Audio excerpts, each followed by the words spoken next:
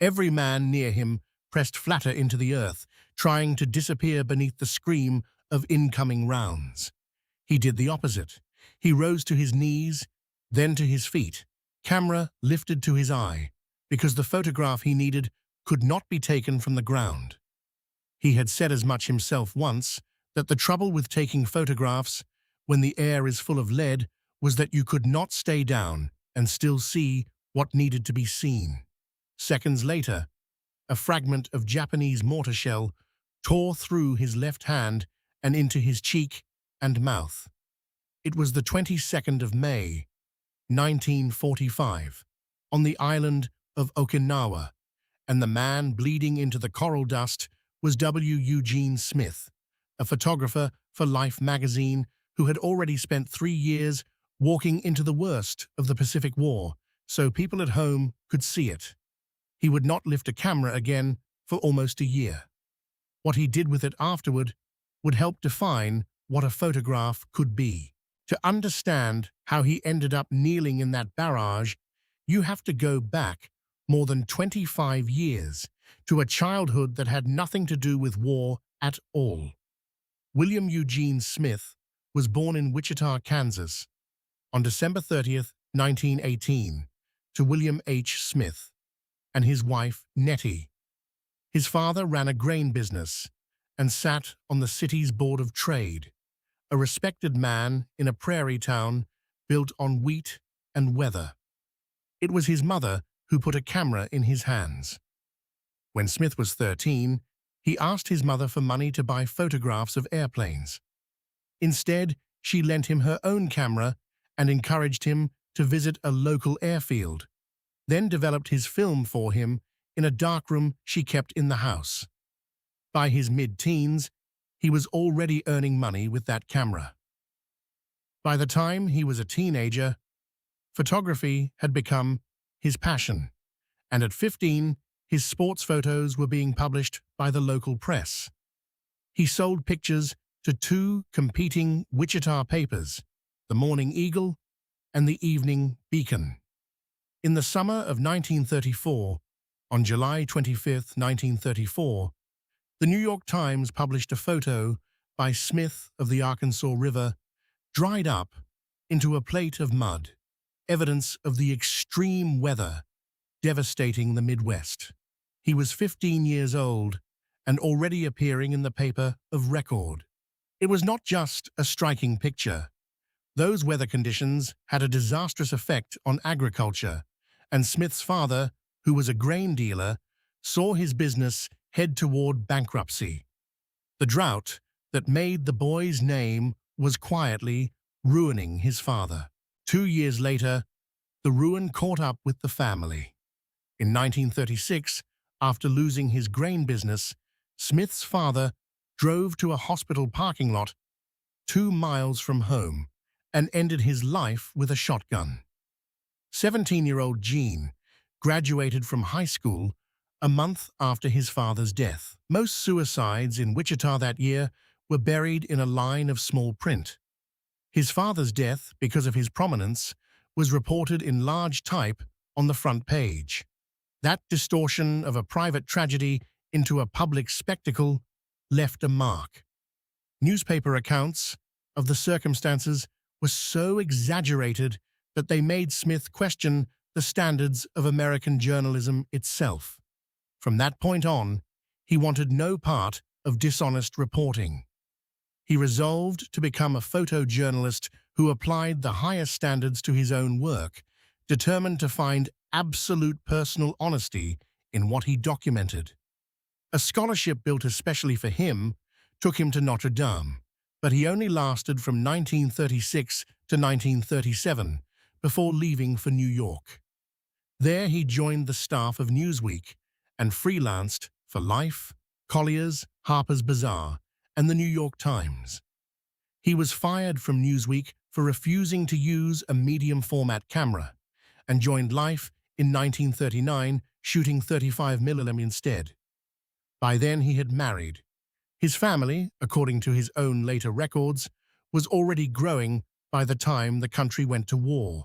In 1942, Smith became a war correspondent and spent most of the next 3 years covering the Pacific War.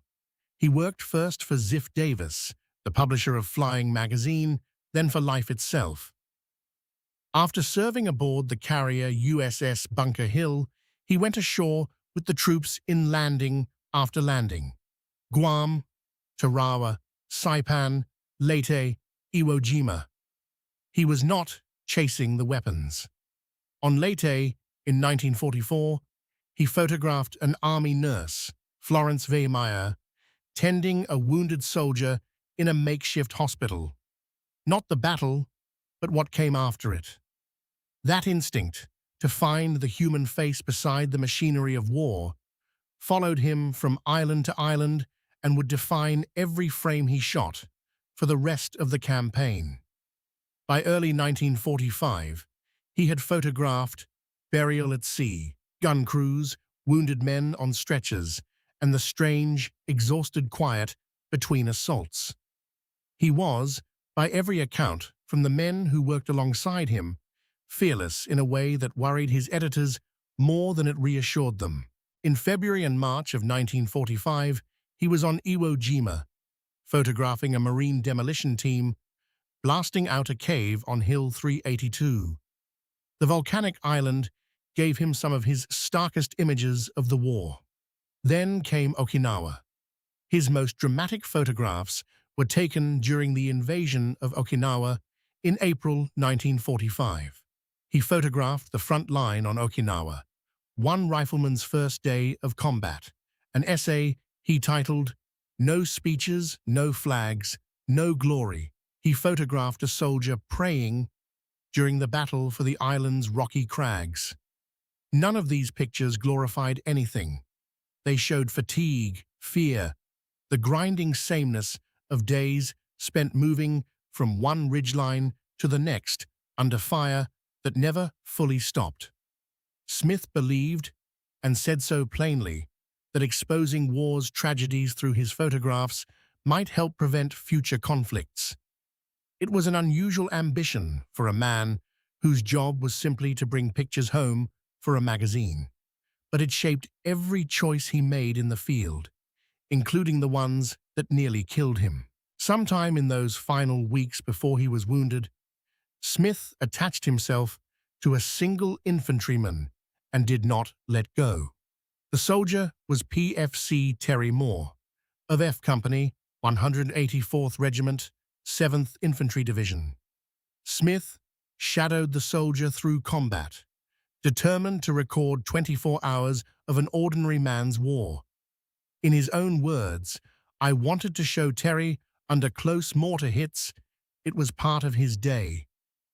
This was the method that made Smith different from the photographers who worked from the rear.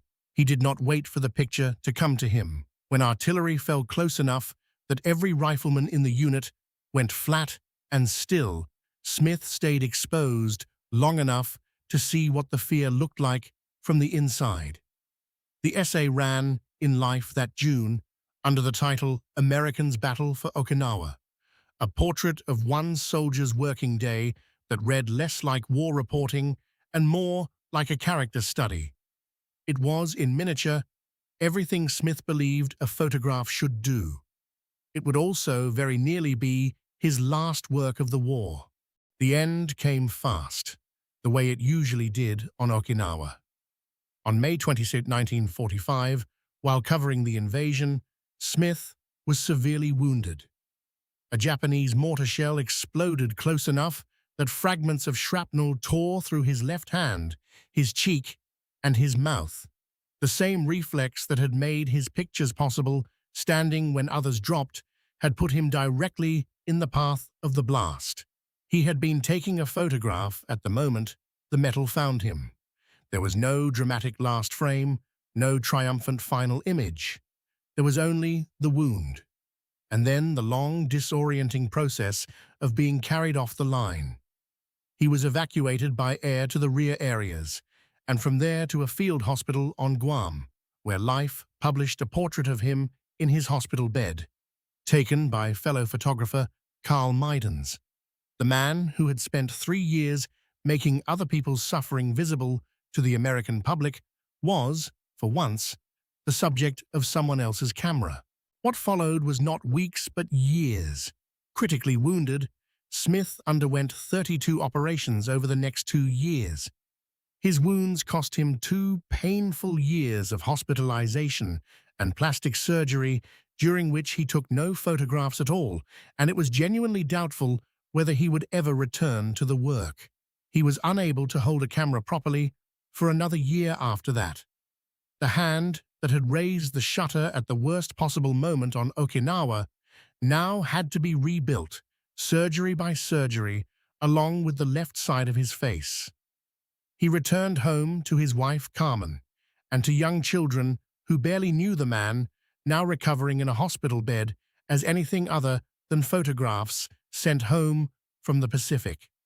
There is no surviving record of triumphant recovery in those months.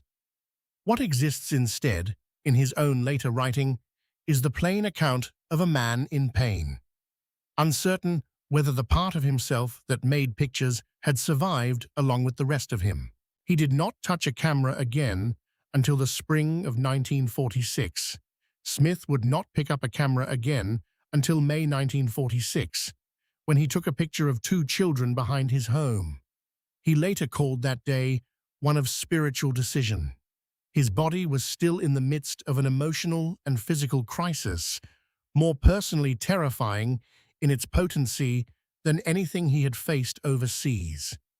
He went outside anyway with his 2 young children, Patrick and Juanita, and followed them into the undergrowth behind the house in upstate New York.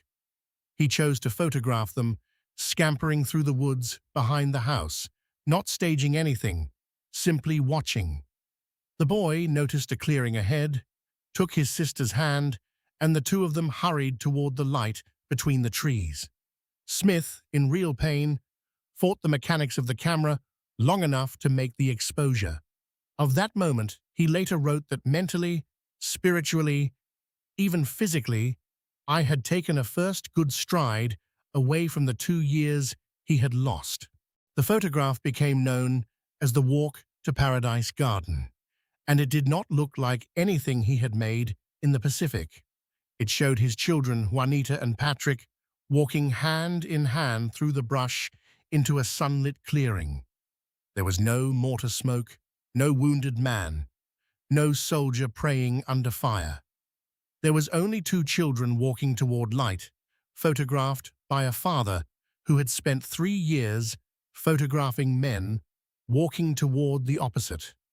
It was a small, private picture taken in a backyard, and it carried, without needing to say so, everything its maker had survived to make it. For a photographer who had built his reputation on the brutal clarity of war, this quiet frame became, almost by accident, the picture people remembered longest.